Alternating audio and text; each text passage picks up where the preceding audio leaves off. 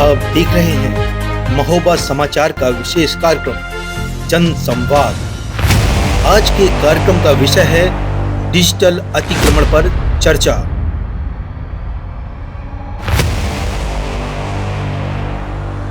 नमस्कार, मैं हूं अमित श्रोती और आप देख रहे हैं महोबा समाचार। महोबा समाचार का खास कार्यक्रम जन संवाद। आज हमारे साथ 4 मेहमान हमारे बीच में मौजूद हैं। पहले हैं श्री चंद्रशेखर स्वर्णकार जी, जो वरिष्ठ अधिवक्ता और जिले के तमाम मुद्दों को लेकर सामने रहते हैं। दूसरे हमारे साथ में हैं श्री राहुल अग्रवाल जी, वरिष्ठ भाजपा नेता हैं। फिर हमारे साथ हैं श्री तारा पाटकार जी, जो हमारे साथ सामाजिक कार्यकर्ता के रूप में तमाम अपने मुद्दे उठाते रहते हैं। फिर हैं मयंक तिवारी जी, जिला महामंत्री विश्व हिंदू परिषद के हैं। अगर आज के समय में देखा जाए तो डिजिटल अतिक्रमण हमारे बीच में बहुत तेजी से पनप रहा है। अगर देखा जाए तो लोग डिजिटल अतिक्रमण सार्वजनिक स्थानों पर काफ़ी देखने को मिला है, खास तौर से पार्कों में, पहाड़ों में, ट्रेनों में, बसों में और यहाँ तक कि सार्वजनिक स्थलों पर अब लोग सेल्फी और वीडियो बनाने में ज़्यादा माहिर हैं। अगर हम बात करते हैं रील्स की, तो रील्स के मामले में हम दुनिया में नंबर 1 पर आते हैं। हमारे साथ ऐसे 4 हमारे मेहमान हैं, उनसे हम बात करेंगे कि डिजिटल अतिक्रमण हमारी बीच में किस तरीके से पनप रहा है और कैसे घर कर रहा है। तो सबसे पहले हम बात करते हैं कि डिजिटल अतिक्रमण के लेकर के आप क्या कहेंगे? मेरा ये कहना है कि डिजिटल अतिक्रमण होने की वजह से लोगों की निजता का बहुत बड़ा हनन हुआ है। जो हमारे घर की बहन बेटियां इज्जत की खातिर बहुत सारी घटनाएं होती थी बचाव पक्ष में, अब फूहड़ता की वजह से, रील्स की वजह से स्थिति ये बन गई है कि हम आप बड़े भाइयों को और छोटे भाइयों को अपनी नज़रें नीचे कई मौक़ों पे झुकाना पड़ती है। तो मैं ये सभी लोगों से निवेदन करूंगा, बहनों से और अपने भाइयों से, कि जो सोशल मीडिया का हथियार हमको मिला हुआ है इसका सदुपयोग करें, दुरुपयोग ना करें।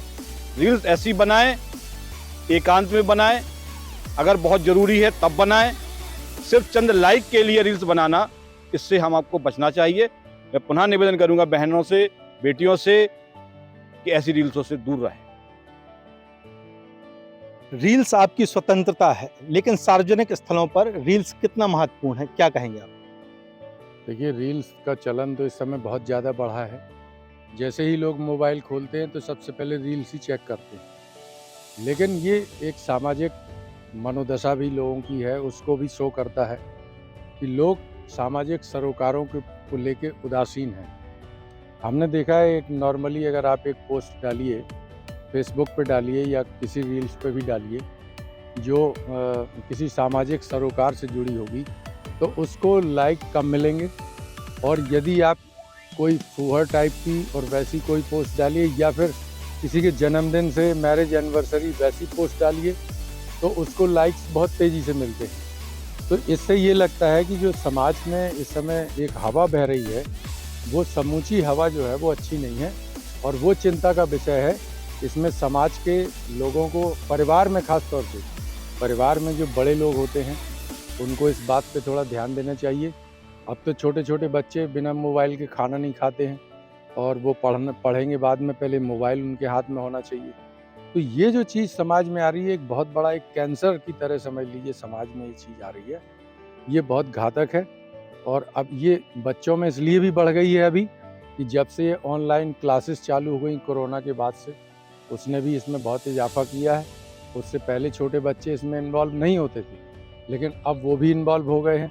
तो ये एक, और इससे एक स्वास्थ्य पे भी बहुत बुरा असर पड़ रहा है। बच्चों की आंखें कमज़ोर हो रही हैं, उनमें मानसिक चिड़चिड़ापन भी बढ़ रहा है। ये बहुत तरह की चीज़ें आ रही हैं। इस पे वाकई सरकार को भी सोचना चाहिए। डिजिटल एक्ट बन रहा है, उस पर बना है, उसमें अभी कुछ सांप्रदायिक उन्माद और इस तरह के राष्ट्र विरोधी जो पोस्ट आती हैं उनको लेके तो सरकार थोड़ा सा सीरियस होती है। बाकी लेकिन उसका दायरा बढ़ाया जाना चाहिए, उस पर फिर से विचार होना चाहिए और नए सिरे से काम होना चाहिए। डिजिटल एक्ट बढ़ रहा है, निश्चित तौर पर सोशल मीडिया में जो फूहड़ता आ रही है उससे हमारी संस्कृति को कितना नुकसान है? बहुत अच्छा अमित जी आपने सवाल किया। सर्वप्रथम तो आपने जो आज ये शुरुआत की महोबा समाचार के माध्यम से, मैं बहुत बहुत बधाई देना चाहता हूँ आपको और आपके चैनल को कि ये एक अच्छी शुरुआत है, वीरभूमि महोबा से हुई। जो संस्कृति की बात आपने की, इससे हमारी संस्कृति का क्या ह्रास हो रहा है, हमारी जो सनातन संस्कृति है वास्तविकता में अपने आप में अद्भुत, इसका कोई ना आदि ना कोई अंत। लेकिन लगातार से पाश्चात्य संस्कृति हो चाहे मुगल संस्कृति हो, लगातार हमारी संस्कृति पर वार होता रहा है और लगातार हमारी संस्कृति को नष्ट करने की चेष्टा की जा रही है। तो ये टेक्नोलॉजी जो है, ये जो बढ़ रही है, ये टेक्नोलॉजी भी बहुत अच्छी बढ़ रही है, लेकिन ये हम लोगों को सचेत रहने की ज़रूरत है कि आदिकाल में भी हमारी संस्कृति पर वार हुए। ये फूहड़ता, ये नग्नता, ये हमारी संस्कृति को जो परोसी जा रही है, इसका मात्र उद्देश्य हमारी विरासत जो हमारी सनातन संस्कृति है उसको मिटाने के लिए हम सभी को सजग रहना पड़ेगा।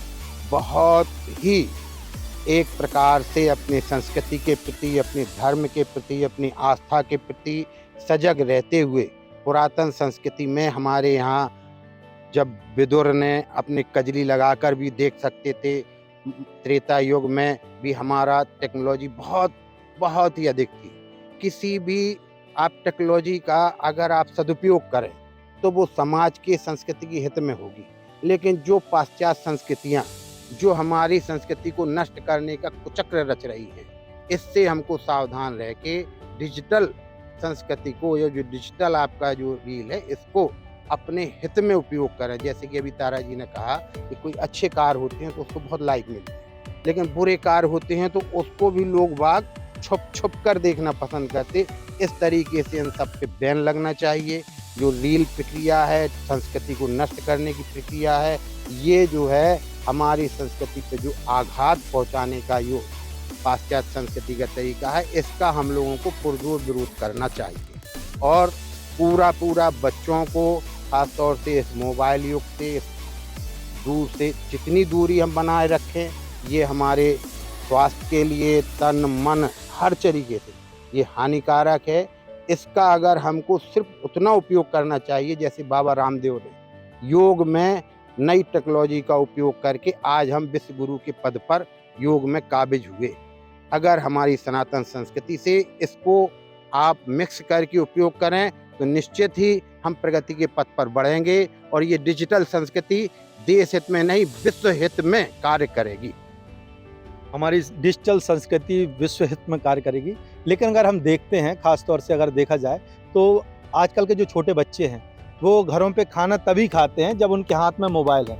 माँ भी उनको अपने आप से मोबाइल पकड़ा देती है कि लो बेटा खाना खा लो, या टीवी ऑन हो जाता है। लेकिन जब मोबाइल बच्चे के हाथ में आता है, वो बच्चा 4 से 15 वर्ष का है, ऐसे में बच्चे को जो फेसबुक पे चल रही रील्स हैं, खासतौर से कपल्स रील्स आ रही हैं, एडल्ट रील्स आ रही हैं, बहुत भद्दे गाली गलौज के ब्लॉग्स आ रहे हैं, ऐसे में उन बच्चों पर, मैं मयंक जी से बात करूंगा क्योंकि विश्व हिंदू परिषद से हैं, तो उन बच्चों पर इसका क्या प्रभाव पड़ने वाला है, उन माँ बाप से आप क्या कहेंगे? देखिए, सर्वप्रथम आपको ये जो सामाजिक दृष्टिकोण से आपकी जो है यात्रा की शुरुआत हुई है, इसके लिए आपको बहुत बहुत धन्यवाद। और जो आपने अभी एक प्रश्न पूछा कि बच्चों के माता पिता से इस विषय में क्या कहा जाए, तो सबसे पहले तो आप देखेंगे बच्चा पैदा हुआ 1 साल का हुआ नहीं कि वो थोड़ा सा भी रोया और उसकी माँ ने उसको मोबाइल पकड़ा दिया कि बेटा रो नहीं, ये पकड़ो मोबाइल, अपना खेलो। उसके बाद बच्चा बड़ा होता है। भाई, सोशल मीडिया सिक्के के 2 पहलू हैं। सिक्के के 2 पहलू ऐसे हैं कि वहाँ पर अच्छी चीज़ें भी हैं और बुरी चीज़ें भी। अब हमको सोचना ये है कि हम अपने बच्चों को बुरी चीज़ों से कैसे बचाएं।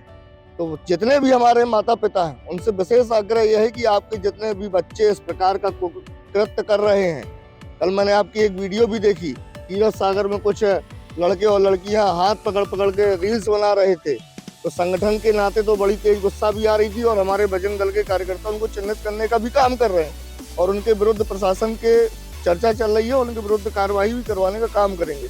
स्वाभाविक सी बात है, जब 2 व्यक्ति दंडित हो जाएंगे, 4 व्यक्ति दंडित हो जाएंगे, तो किसी की हिम्मत नहीं है कि खुलेआम पब्लिक प्लेस में इस प्रकार का नंग नाच कोई करने का काम करेगा। उनके जो माता पिता हैं उनको भी आपके चैनल के माध्यम से पहले तो आग्रह करूंगा कि अपने बच्चों को इस प्रकार से पब्लिक प्लेस में उनके ऊपर नजर बना के रखें कि जो है इस प्रकार की रील्स ना बनाएं, और यदि वो नहीं मानते हैं तो संगठन उनको समझाने के लिए पर्याप्त है। फिर आप हमारे ऊपर आरोप ही लगाते रह जाएंगे और कुछ नहीं। संगठन बिल्कुल साफ कह दिया है मयंक जी ने। कहीं ना कहीं रील से जो मैं एक बात करना चाहता हूँ कि रील से क्या रिस्पेक्ट घटा है या बढ़ा है एक दूसरे के? देखिए, रील्स जो आ रही हैं उससे फ़र्क पड़ रहा है, समाज के हर वर्ग पे पड़ रहा है। ये एक बड़ी चुनौती है इस समय। सोशल मीडिया जैसे आया तो लोगों को लगा कि वाक़ई बहुत फ़ायदा भी हुआ, जैसे वर्क वर्क फ्रॉम होम चालू हो गया, बहुत से ऑफ़िसेज़ से तो लोग घर से ही काम कर रहे हैं। लेकिन उसके साइड इफ़ेक्ट भी बहुत ज़्यादा आ रहे हैं, उस पे ध्यान देना होगा हमको। और उससे जो रिस्पेक्ट की बात है वाक़ई कि बच्चे, हमने देखा है कि घर में 4 लोग बैठे हैं, तो आपस में अब बात नहीं करते। वो सब अपने-अपने मोबाइल में लगे रहते हैं। तो सामाजिक एक निकटता आनी चाहिए थी, जिससे मोबाइल से वो ना आके दूरियां बढ़ गई हैं। हमने देखा कि घर में ही कई बार कोई फंक्शन होने वाला होता है तो वो मोबाइल से लोगों को पता चलता है कि भाई किसी का बर्थडे हो रहा था, कुछ हो रहा था, वैसे नहीं पता चलता। तो कहने का मतलब दूरियां रिश्तों में बढ़ी हैं इससे। और ये जो चीज़ हो रही है इसका अतिक्रमण बहुत अधिक हो रहा है। इस अतिक्रमण पे अंकुश तो लगना ही चाहिए, क्योंकि समाज में संतुलन जरूरी है। किसी भी चीज़ के लिए अगर उसको हमें, हर चीज़ के दो पक्ष होते हैं। सोशल मीडिया बहुत फ़ायदेमंद है, रील्स भी ऐसी बात नहीं है, मनोरंजन लोगों का करती है, समय पास हो जाता है, ट्रेन में लोग जा रहे हैं देखते हैं। पहले लोग किताब खरीदते थे, न्यूज़पेपर पढ़ते थे, अब कोई नहीं पढ़ता है, अब मोबाइल में ही सभी लोग व्यस्त रहते हैं। तो ये फ़ायदेमंद है, लेकिन कुछ वर्जनाएँ हैं, कुछ सीमाएँ हैं, कुछ मर्यादाएँ हैं जिनका ख्याल रखना होगा। और इस पे प्रशासनिक लेवल पे और आम आदमी के लेवल पे, परिवार के लेवल पे, सामाजिक संगठनों को, स्कूलों को, खासतौर से स्कूल के जो टीचर्स हैं उनको भी, सबको इस बात पे नज़र रखनी होगी। और बच्चों को, खासतौर से बच्चों पे देखना पड़ेगा, क्योंकि उनकी उम्र अभी बहुत छोटी है और उनको अभी बहुत कुछ करना है। उनकी जैसी नींव पड़ेगी आगे वैसा होगा। तो इसलिए ये सारी चीज़ें घर के में माता पिता से लेके, सभी अभिभावकों से लेके, स्कूल के टीचर्स, प्रशासन, सामाजिक संगठन, सभी लोगों को गौर करना होगा कि ये चीज़ जितनी बढ़ गई है अब और ना बढ़ने पाए। एक सवाल मैं, भाई साहब ने अभी बताया कि सामाजिक संगठन जो हैं वो भी इस पर गौर करें। वैसे सामाजिक संगठन गौर करेंगे तो कहीं ना कहीं आप लोग भी आरोप लगाएंगे, भाई हमारे काम करने का तरीका दूसरा है। हमारा तो सीधा सिद्धांत है कि एक बार समझाइए, दोबारा ना माने तो उनको दूसरे समझाने के बहुत सारे तरीके हैं। समझाने के बहुत सारे तरीके हैं और हमें भी कुछ ख्याल रखना चाहिए। अगर हम बात करते हैं, अगर बुंदेली, हम लोग बुंदेलखंड से रिलेटेड हैं, पहले देखा गया कि सर्दियां होती थी, लोग औंडा जला करके आपस में चर्चा करते थे। फिर एक पद्धति आई कि रात को सब लोग बैठते थे, एक साथ बैठ के चर्चा होती थी। लेकिन अब देखा जाए तो माता पिता और बच्चों के बीच में एक बहुत बड़ा डिस्टेंस हो गया है, रिस्पेक्ट भी कम हो गया है। इस विषय में आप क्या कहें? मेरा यह कहना है कि इस सोशल मीडिया की वजह से सामाजिक दूरियां बढ़ गई हैं। हमारे दूर दूर के तो बहुत सारे मित्र होते हैं, लेकिन आसपास हमारा संपर्क बहुत कट गया। एक परिवार में 4 लोग हैं, चारों कोनों पर बैठे होंगे, अपने मोबाइल को यूज कर रहे हैं। स्थिति ये हो गई है, अगर हमें किसी को कुछ काम कराना भी है घर में भी, एक बेटे को कहते हैं कि भैया ये लाओ, तो वो सोचता है कोई दूसरा हमारा ये काम कर देगा तो ठीक रहेगा, क्योंकि हम अपना कुछ काम कर रहे हैं। काम नहीं कर रहे वो, चूंकि सोशल मीडिया में जो बरगल स्थिति बन गई है उस पर वो कहीं ना कहीं केंद्रित हैं और उसको वो छोड़ना नहीं चाहते। मेरा यही निवेदन रहेगा आपके इस फोरम के माध्यम से, संगठन के माध्यम से, चैनल के माध्यम से, कि अभिभावकों को बच्चों को समय पूर्व मोबाइल नहीं देना चाहिए, समय पूर्व मोबाइल नहीं देना चाहिए। बालिग आज के ज़माने की ये पीढ़ी सोशल मीडिया की वजह से समय पूर्व बालिग हो गई है। अगर आप चिंतित नहीं होंगे, कचहरी में हम रहते हैं, हम ये देखते हैं कि 13 साल की बच्चियां, 14 साल की बच्चियां कचहरी पर कैसे आती हैं, पुलिस उनको लाती है, घर से वो भाग जाते हैं। ये सारी घटनाएं जो हुई हैं हर हाथ में मोबाइल होने की वजह से हुई हैं, इस सिस्टम के दुरुपयोग होने की वजह से हुई हैं। तो मैं पुनः निवेदन करूंगा अपने महोबा नगर के, या जहां तक ये चैनल हमारा जा रहा होगा, वहां के पीढ़ी के लोगों से कि अपने बच्चों पर खास नज़र रखें, कम उम्र के बच्चों को हाथ में मोबाइल ना दें। अगर उन्होंने आपने मोबाइल दे रखा है, आपने सर्च नहीं किया है, तो आपकी पीढ़ी समय पूर्व बालिग हो गई है। जिन्हें आप बच्चा समझ रहे हैं वो बच्चे नहीं रहे, जिन्हें हम बच्चा समझ रहे हैं वो बच्चे नहीं रहे। यही वजह है कि आज जो एंड्रॉयड का ज़माना है, बच्चे कहीं बहुत ज़्यादा चलाते हैं और उनके माँ बाप, बुजुर्ग लोग वो एंड्रॉयड फ़ोन नहीं चला पाते। सर एक लास्ट सवाल और है कि क्या रिस्पेक्ट अभी आपको क्या लगता है कि रिस्पेक्ट घटा है या बढ़ा है आपस में जब से सोशल मीडिया आया है? क्योंकि बहुत अच्छी चीज़ें भी आती हैं, कृष्ण की बातें भी आती हैं, खुदा की बातें भी आती हैं, अल्लाह की बातें आती हैं, लेकिन रिस्पेक्ट कहाँ है इस भीड़ में?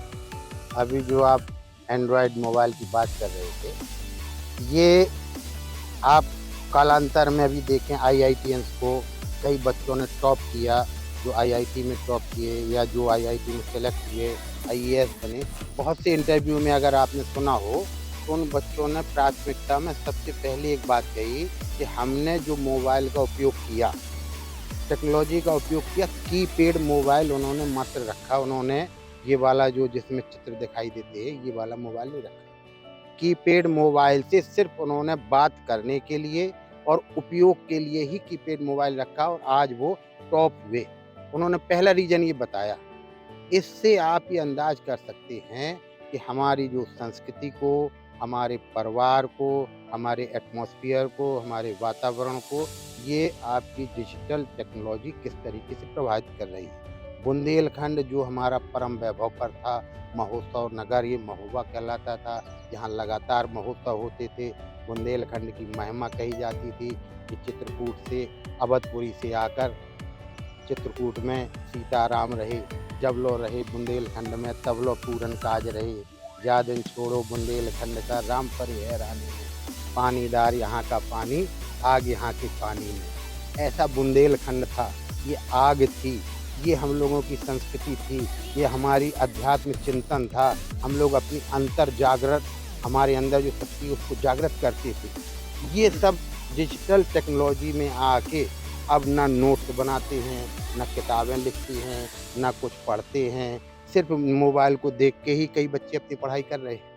तो ये जो प्रक्रिया हमारी थी ये सब नष्ट हो गई। तो ये एक प्रकार से ये चिंतनीय बात है कि हम अपने अंदर का विकास जो करते हैं, जब जितना हम तप करेंगे, जितना योग करेंगे, जितना तप करेंगे, तपस्या करेंगे, उतना ही विकसित करेंगे।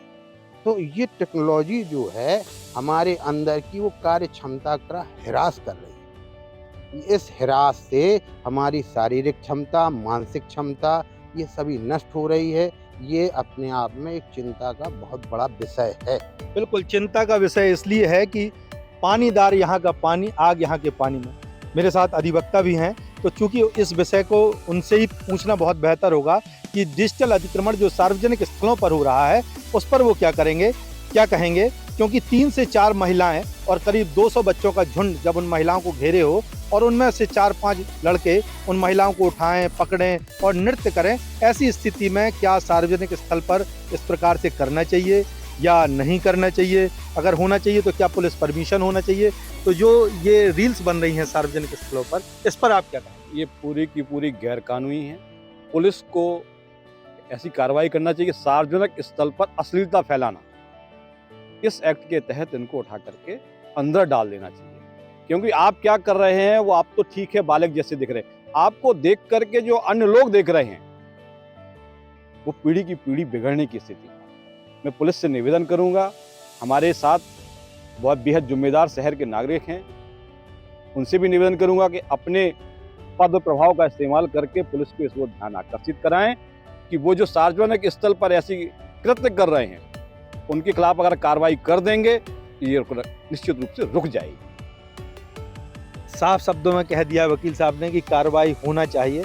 मैं भारतीय जनता पार्टी के जो वरिष्ठ नेता उनसे पूछता हूं कि ऐसे जो कुहरता परोसी जा रही है उस पर आप क्या कहें? ये तो जैसा वकील साहब ने कहा ये सत्ता है।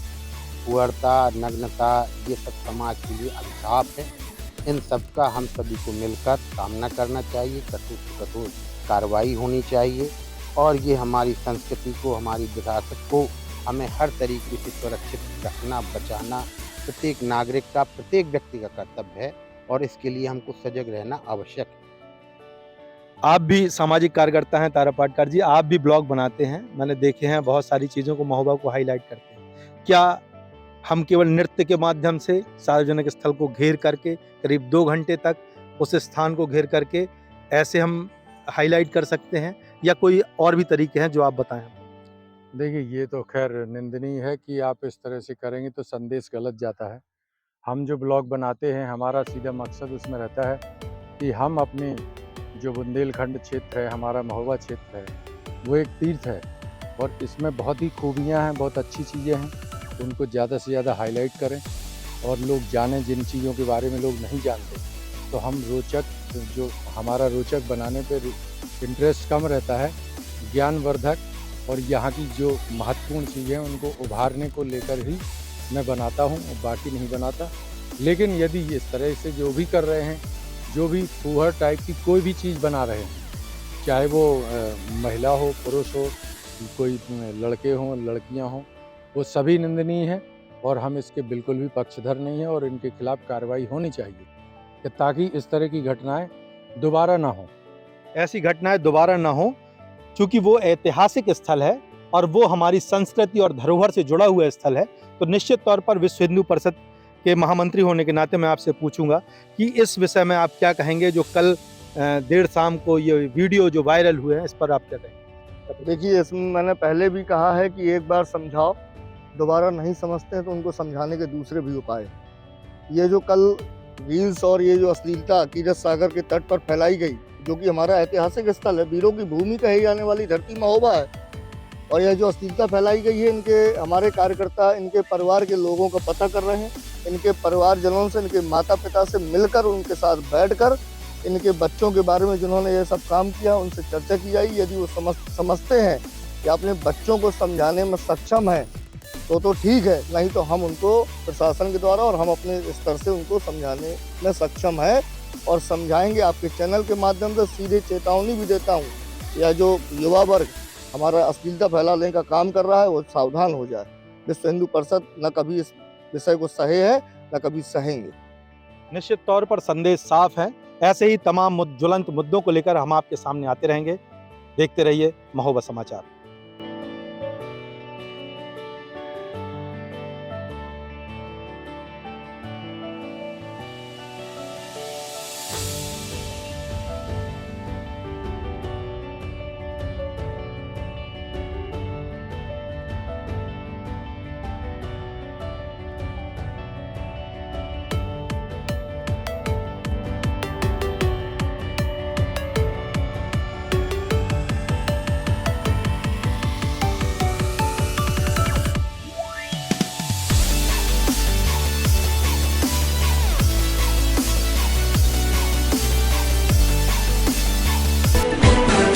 आप देख रहे हैं महोबा समाचार।